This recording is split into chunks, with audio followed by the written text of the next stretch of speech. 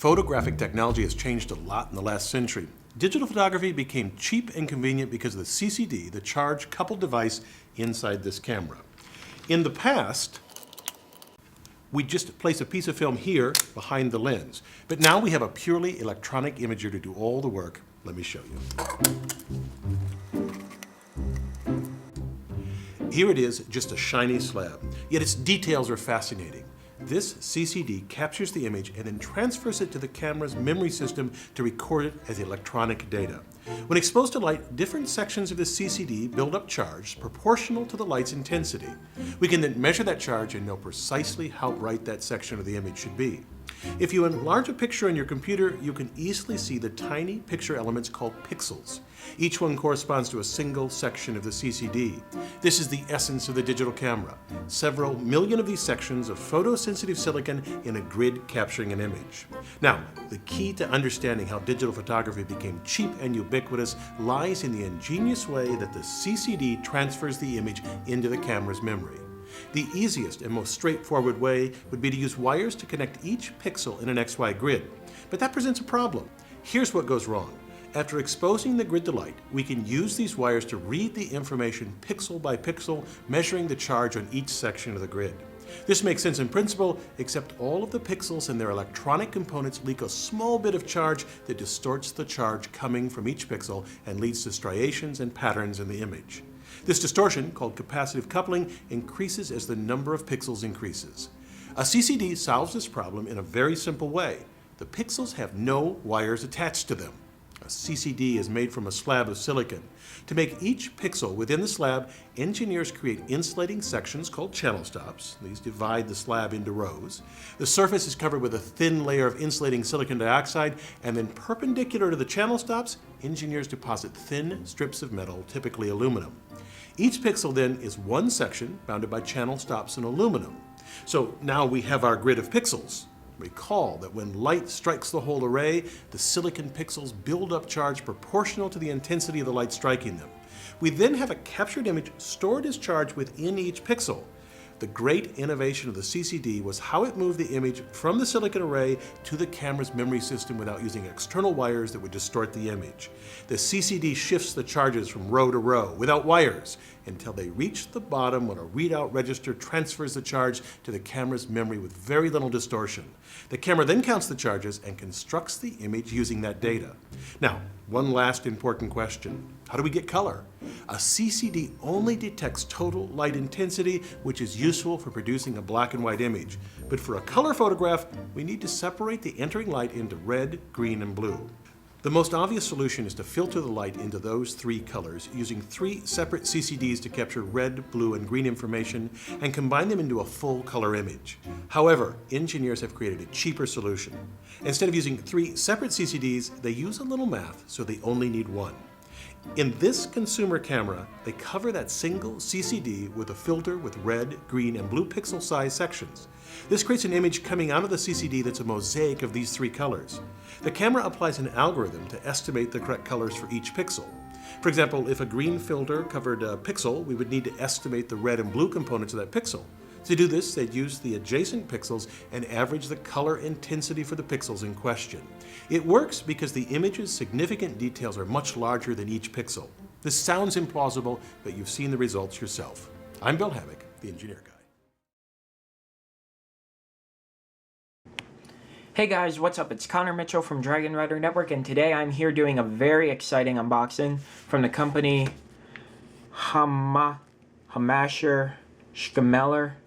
And I'm really sorry if I butchered your name, but they sent me an incredible product today, the world's smallest camera. This is incredibly exciting, and I can't wait to get into this. So anyway, let's get started.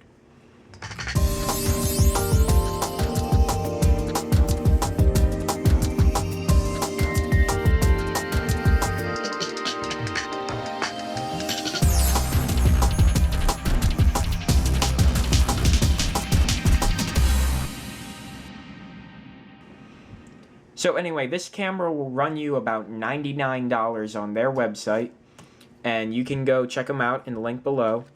And they decided to send me this for a review. However, I do have to end up sending this back since it is a PR model. So anyway, I'll probably be back to you guys in about 4 weeks for a review on this, and don't worry, the video's not ending yet. So anyway, let's just go ahead and get into the unboxing. So here you see, description, mini fingertip camera. The side comes with a 2 GB SD card. On the side, see it's the black color. Let's go ahead and open this.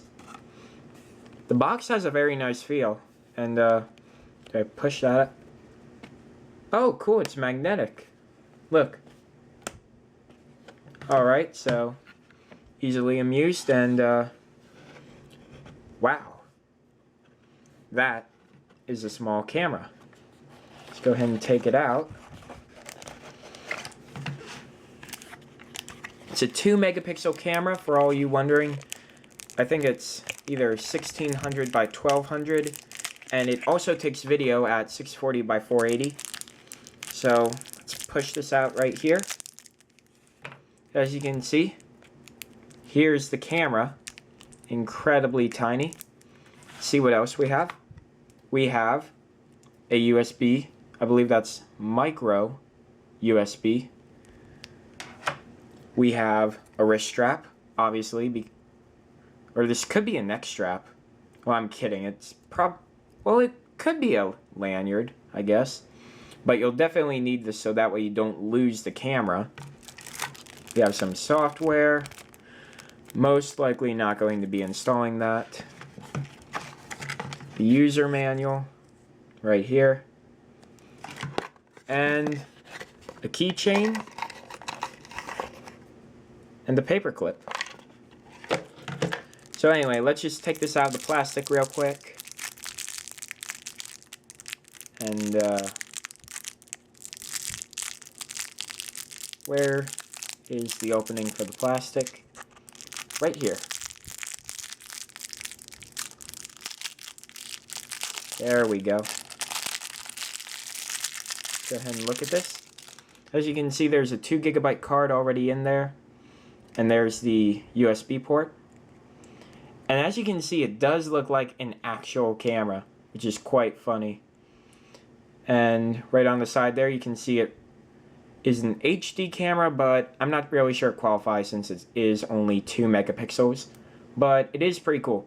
Now for a bit of a silly comparison, let's go ahead and compare this camera to my Kodak C18, C118 I think, C613. And as you can see, the size difference really is unbelievable. And even just in my hand, it's pretty incredible. So anyway, like right there you see the lens on top. See the button, which actually functions. The screen, obviously fake, but right there you get to see what it hooks up to, mini DVI and all that. And on the bottom, SD card slot and all that. So anyway guys, I hope you enjoyed my unboxing. Be sure to look out for a review. Again, really huge thanks to this company right here. I'm sorry I can't pronounce your name, but I'm doing the best I can. So anyway guys, remember to subscribe.